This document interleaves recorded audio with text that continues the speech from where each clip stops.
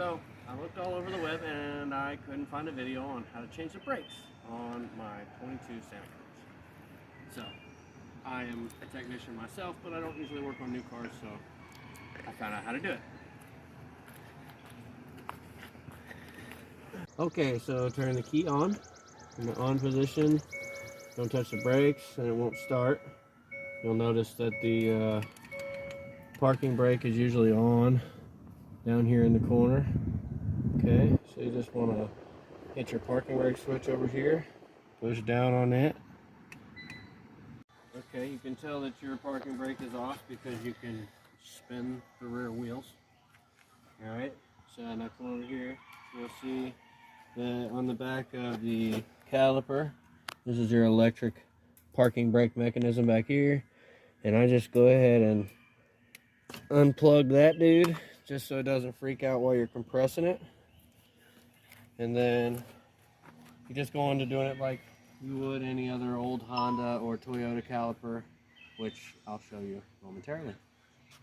Okay, here's the tools you need. You'll need a 14 and a 17 to be able to remove the caliper and then the bracket.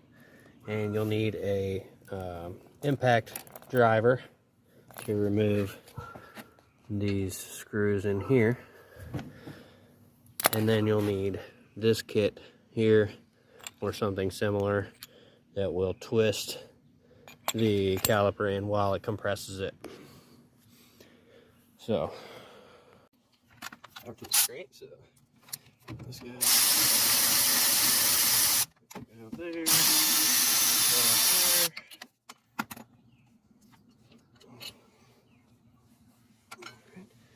And then you gotta wedge the caliper off the normal caliper.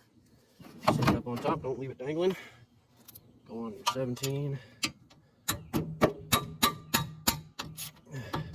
Those dudes got Loctite on them, so they're usually better to get out.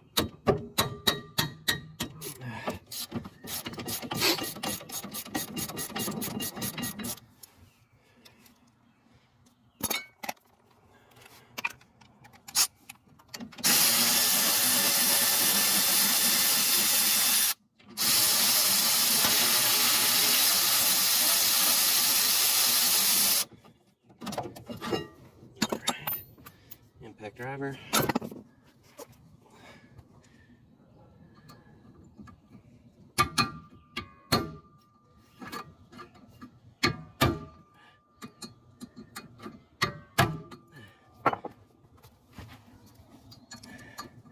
And I already did this on the other side and compressed it and then filled it back up with fluid and turned the car back on and made sure that there was no check engine lights either. So or anything stupid like that. Stupid new cars. Alright. Solid wackaroo like that. Bongo bongo. If I was smart and I had something to do it with, I would clean up this center bore right here so that the new rotor didn't get stuck on there. This is a painted rotor, so no need to brake clean it. Since it's not shipped in oil.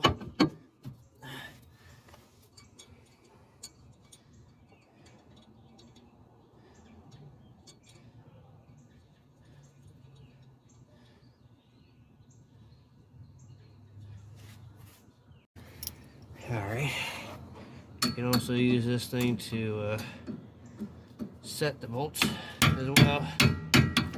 Turn in the opposite direction.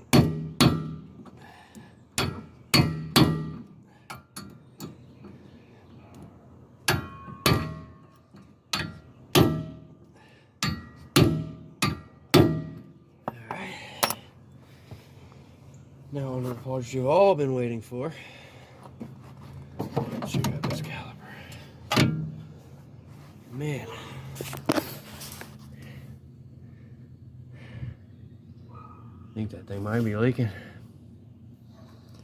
It sucks. I bet you those stupid things are expensive. I wonder if I can get it without that stupid motor on the back. Alright. So if you've never used this tool before, you probably shouldn't be doing this job.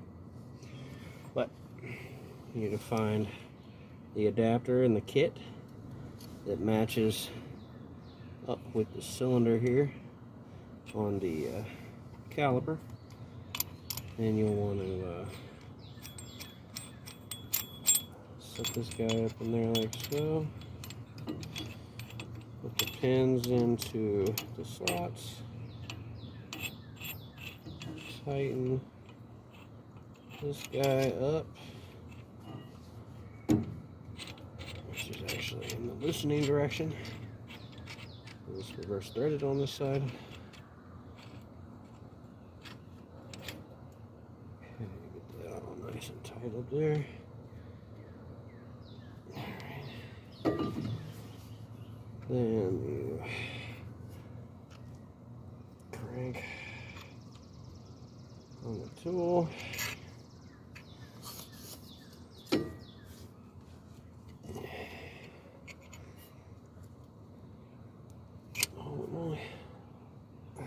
Alright, so on this particular vehicle, both calipers actually turn the same direction.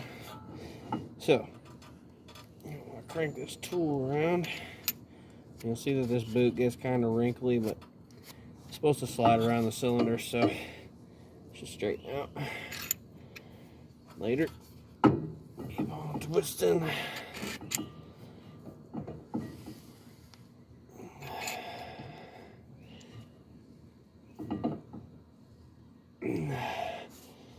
And you'll get to a point on these, I've never noticed on any other calipers, but you get to a point where you kind of have to stop on this, reset, and then start again.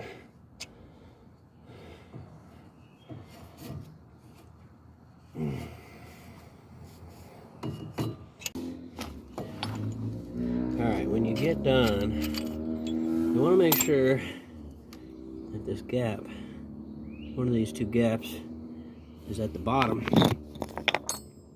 lines up with the pin right here on the back of your pad. Kind of locks it in, keeps it from rotating during normal operation. That's important. You'll be fighting this thing all day if you don't try and line that deal up. Alright, now that you got your caliper bracket off, you can remove your pads.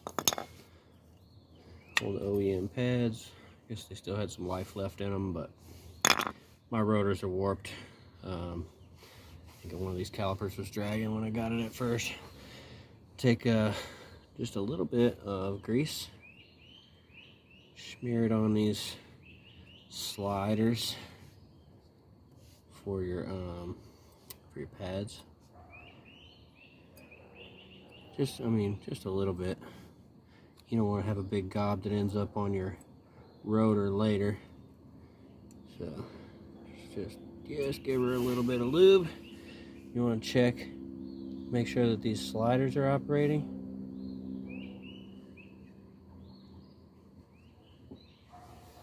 Which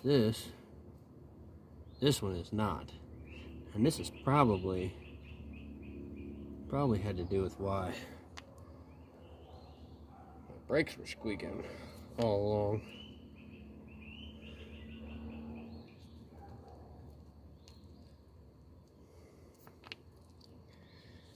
You add a little bit of grease, just a little bit, not too much, because it'll actually end up fighting you if you put too much grease on there. If you take a big wad, just want to take just a little dab of you.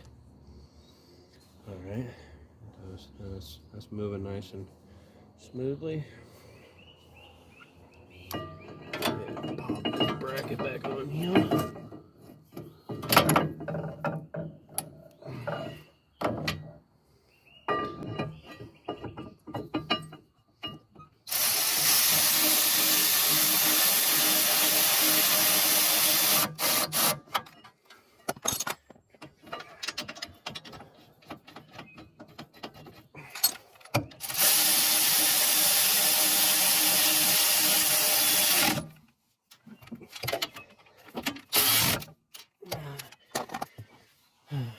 Shoe, any pads. There is an inside and an outside on these. As I spoke about that one pin, goes on the inside. And this particular one, you actually have to put the pads in the bottom section first, then into the top. So it's like this. Exaggerate, slide in, slide in at the top. Okay. And your caliper, having been compressed already, should just slide over. You gotta work that motor around behind the bracket first, which is hard to do one-handed. So around the back there.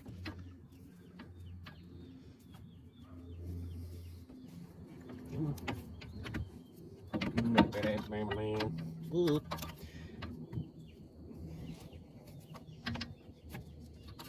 you go. And it just drops right in. First time. No problem. All right, go ahead and blast those guys back down. And tighten those nuts back up. Put your plug back in for your parking brake. And that's it. It's just that easy. You don't got to pay your dealer $800 to do it. Those guys wanted $800 for just brake pads and a pair of rotors on this thing. And then they wanted another like $900 or something to do the freaking labor. No thanks.